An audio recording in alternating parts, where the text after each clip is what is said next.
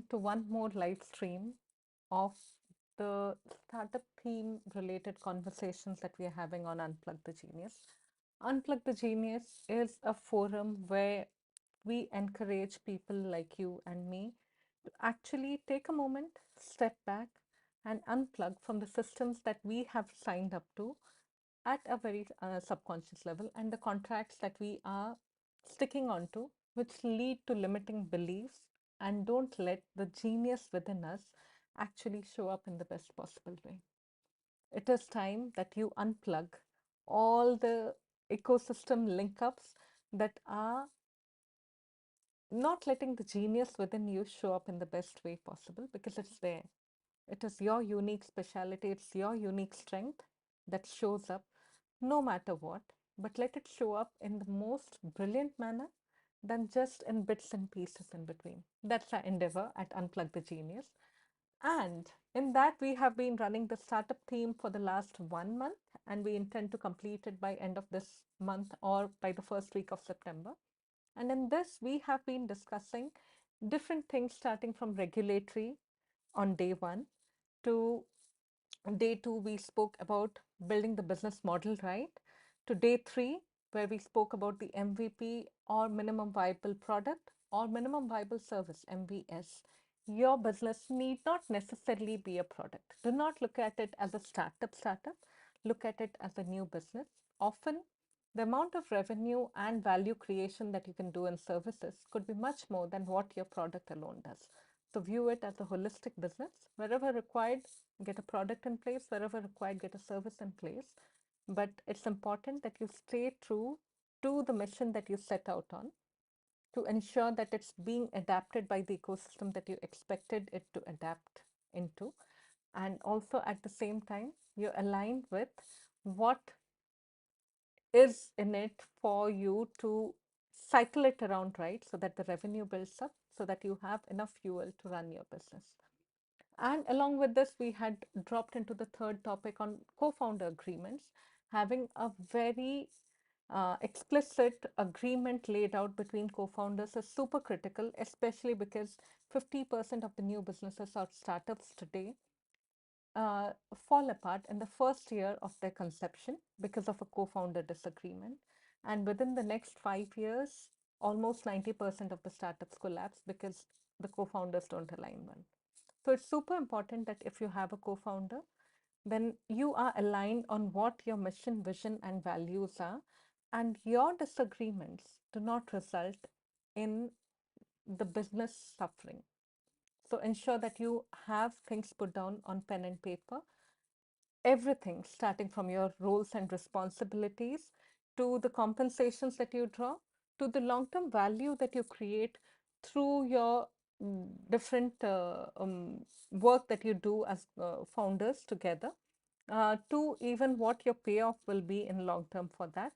And even this, that in case, just in case, your company needs to be liquidated or you need to shut shop, how are you going to divide whatever remaining is left of it?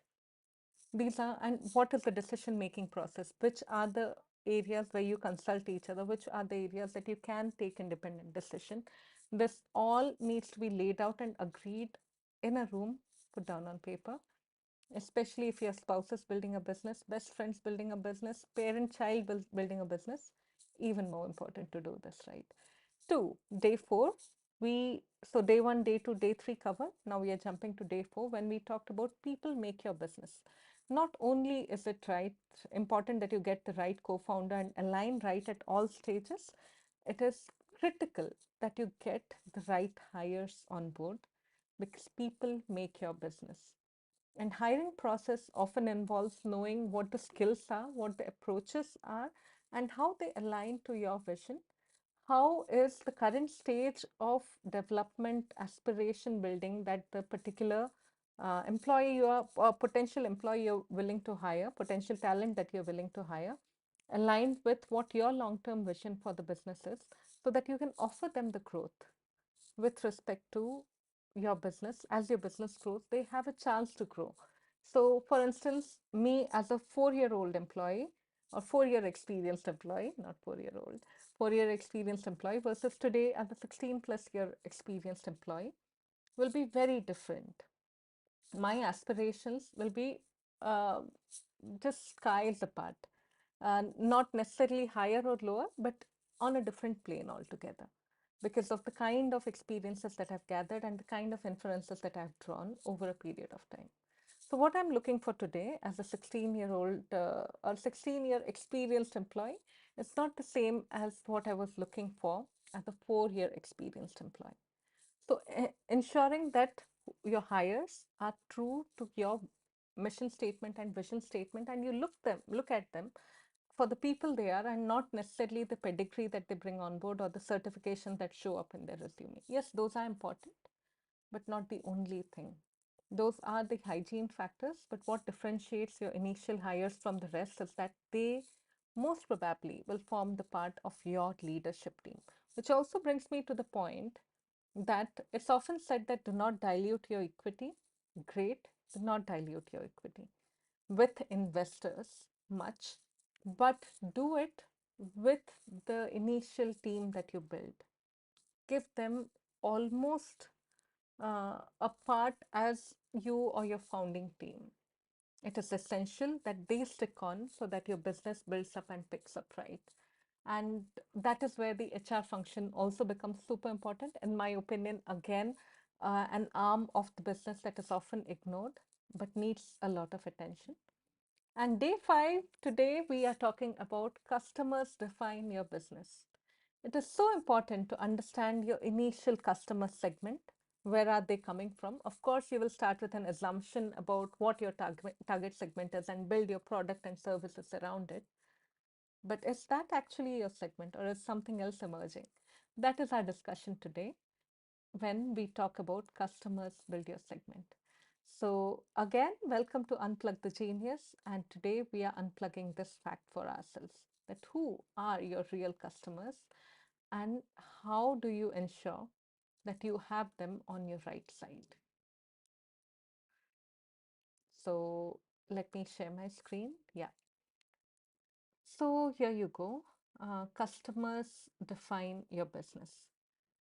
Building the right startup. When I say startup, it is synonymous to a new business. It's not only about your idea or your MVP, it is about ensuring that your customers speak or talk good about your product and service because they are the ones who initially build your true brand's image.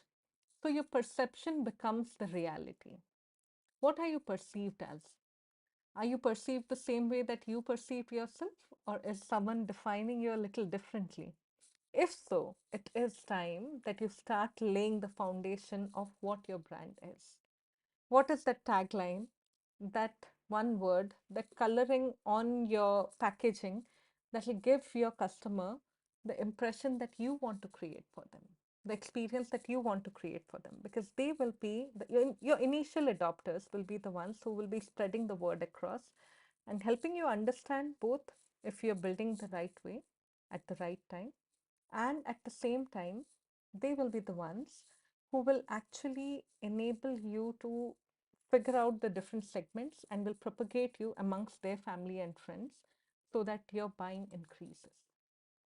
Validate market fit. As I said at when we started talking about day five, that you will need to start with a target segment whom you're going to cater to and run MVP, minimum viable product or minimum viable service cycle, to figure out if you're addressing it right. In fact, I'm working with a client right now, like as a business coach to a founder, with whom I'm helping him actually test out the MVP plan by talking to the customer also. We have around 5 different customers, or as we call customer advocates, identified, and we are talking to them and we are trying to get their buy-in on a wireframe diagram of which the app will be created, saying that this is what is the particular feature that I'm building to address this pain point.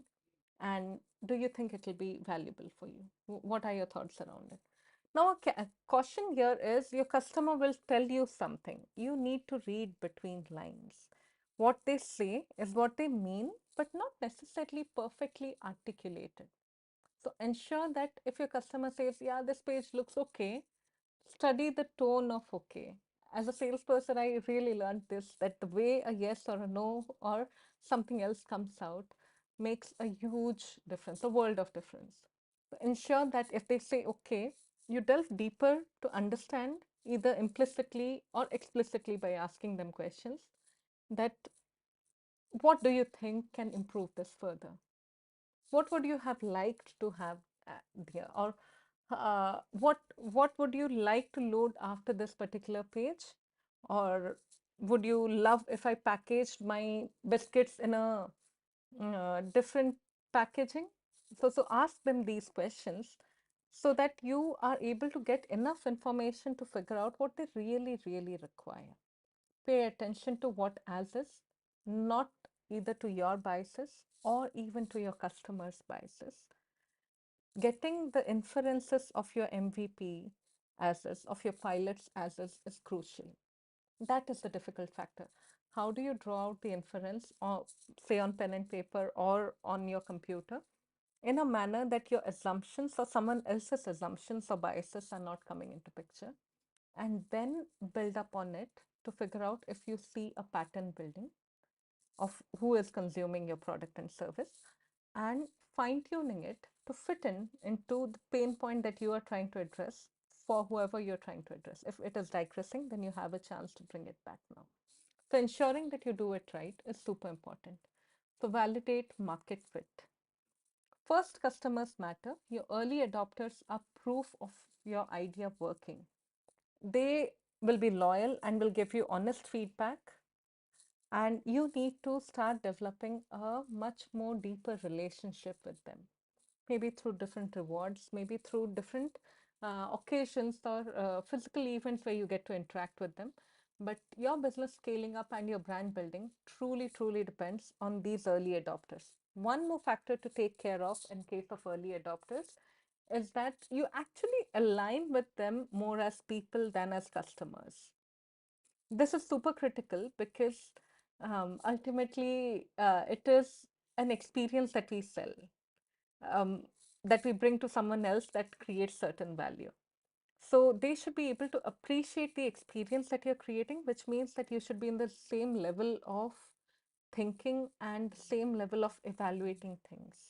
So choose your first customers carefully, more for the people that they are and the insights that they'll offer and the value that they will bring on board, rather than only because they are ready to pay. Hmm? If someone is paying through nose and doesn't know the value of a diamond, even if you're giving them a lab cut diamond, they might crib that an American diamond was better. So that's the difference. Your initial segment has to be the one that appreciates you the most, even if it is something that lies out of the purview of what you had thought. And that brings me to my next point. Unexpected segments emerge. We do start with an assumption. I do call it an assumption because I've often seen it being challenged both in my business and in the businesses that I support. That you think this is the segment I'm building for, and this is the segment that will benefit with through who I am as a person and what values and principles and what business model, products, services, etc. that I bring on board. But there is someone else who emerges to be a bigger segment than your initially identified segment.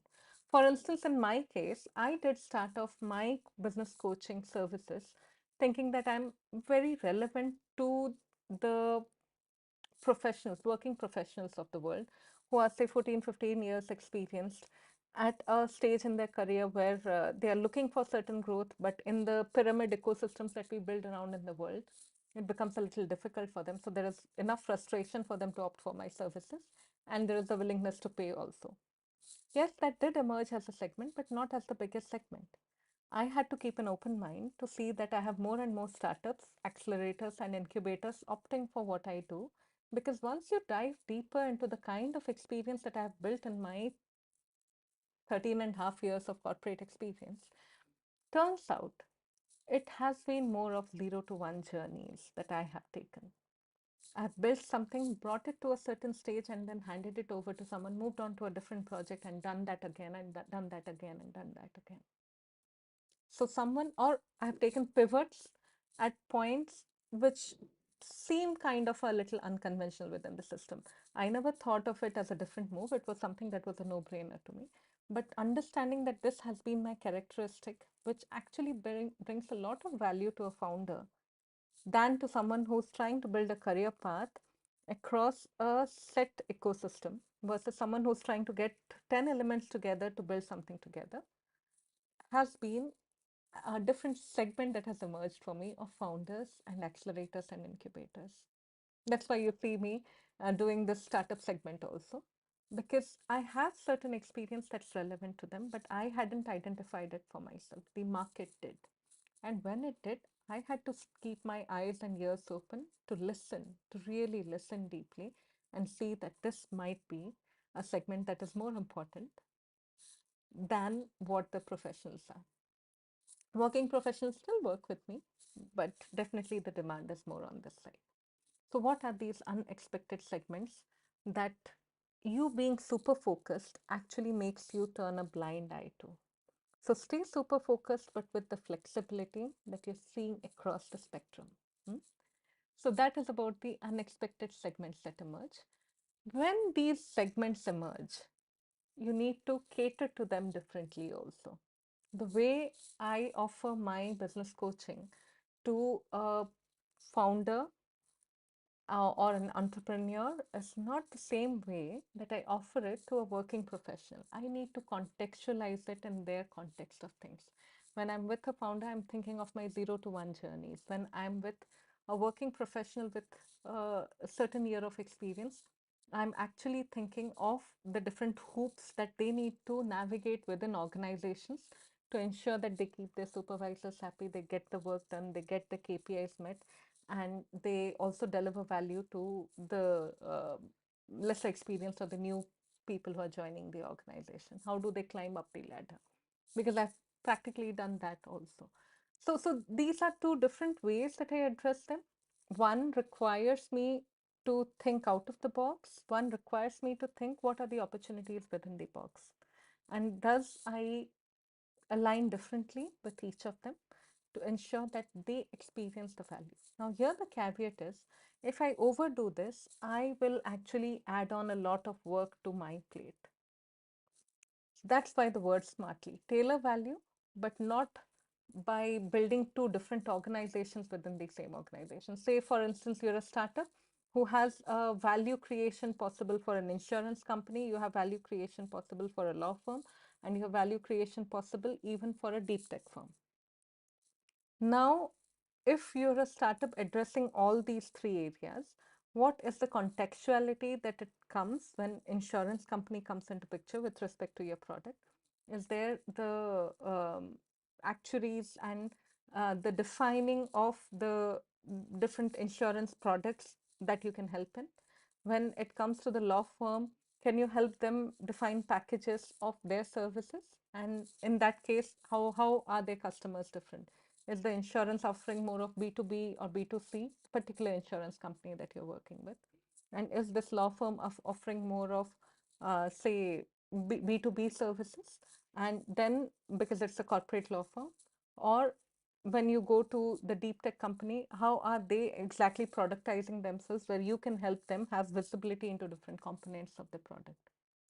How are you doing each of these differently to ensure that you create value and you create the right kind of value?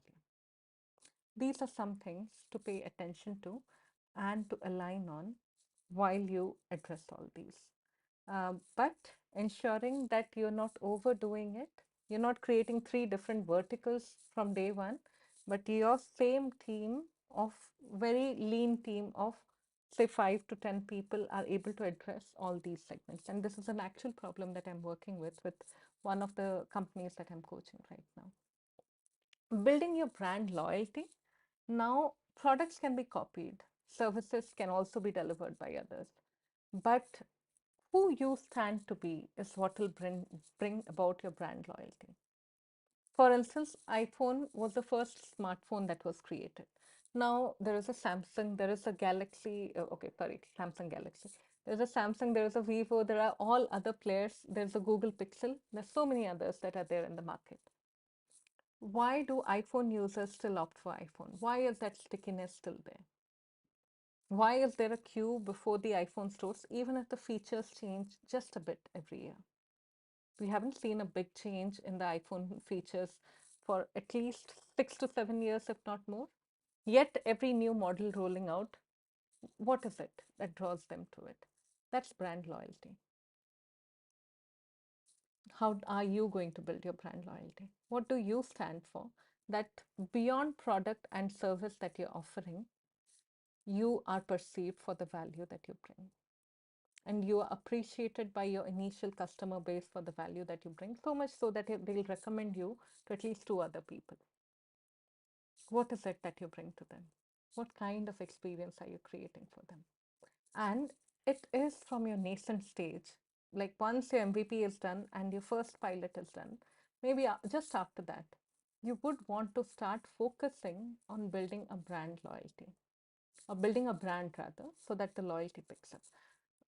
On my page, you always see the Unplug the Genius logo, don't you? I'll just uh, unshare this just to show you this. You have seen this for almost a year. Not that I won't change it in future. Maybe I'll change it, but I have ensured that I keep this because I want to bring about a certain resonance to it. Again, as I was explaining at the start of the call, Unplug the Genius stands for something. It stands for this that there are a number of factors that might be just plugging you off from the genius that anyway exists within you. How do you open the doors to your genius to flourish and shine instead of just shining off in between from some corners of your personality? So these are conscious calls that are taken, and building brand is the first thing that you need to do to start building brand loyalty. Evolve with segments. This is more about, again, ensuring that while you build brand, like we talked about building brands, and I have been so rigid in having the same picture again and again, right? You go to my YouTube, you go to my LinkedIn, you go to my Insta, you will find the same image as the image for Unplug the Genius, and even the title staying the same, almost in the same font. All my videos have the same title. Now, am I being too rigid? Yes. On this point, yes. On the brand point. Do I need to be rigid to define my customer segments? Definitely. I need to very clearly define them. Now, clarity sometimes brings just incising through something, which means that you're being rigid in some way.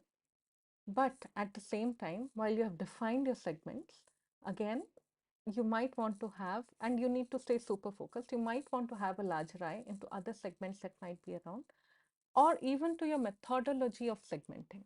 For instance, if I have geography-based segmenting, can I have psychographic-based segmenting? Now, psychographic-based segmenting, for those of you who might want to understand it, geography-based, say India, Gen Z, Metro behaves a certain way. Now, is it that London Gen Z in the just outskirts of London, Gen Z in London behave the same way? Sorry, Gen Z just outskirts of London behave the same way. Are there some similarities with respect to the way my product is to be perceived? Is there a similarity in the way tier 2 uh, Gen Y in India and say tier 2 Gen Y in tier 1 Gen Y in Thailand behave? Can I also group them as per their psychographic? Can I just eliminate the geography and say that anyone who opts for XYZ kind of product that's there on my site is of a certain mentality? Can I redefine the very parameters on which I'm segmenting? It's important that we do that from time to time because that will also make new patterns evolve. If I'm no longer looking at, say, geography as a location for my product or service, then I might see more patterns that, okay, there is a commonality in the way the Gen Alphas of the world behave and the terminologies that they use around in the world, which is true. The terminologies used by the Gen Alpha currently are so advanced and they communicate so much over the network and over the internet That is their first window to the world, rather than the interpersonal relations that you and I have grown up in. Are you catering to that? Is that your target segment? And here we just removed geography as a barrier. It is rather tapping into that generation. For instance, Chanel has already analyzed that by 2030, Gen Zs will be the top buyers in the retail segment, and they are minimalists, meaning they will not buy too many products which are cheap, but will be opting for high value products which they can store for generations. And it is already preparing its marketing strategy along those lines. That is about keeping an eye for the evolving segments and ensuring that you know when to pivot your business to ensure that it succeeds and pivot in the right direction. That was all that I had with respect to customers define your business. The essence of today's discussion is that your first customers are much more than your buyers. They practically become your business validators, your brand ambassadors, and your growth partners. Keep them in your inner circle. Nurture them, listen to them, and build your brand around the people who truly resonate with your vision. I'll see you on the other side. Please stay tuned to these Friday live videos that we do, and do keep following and connecting with me. And do let me know if there is a business problem that you're trying to solve. I'd love to sit down with you and see how I can add value to your business. Have a lovely day. Bye.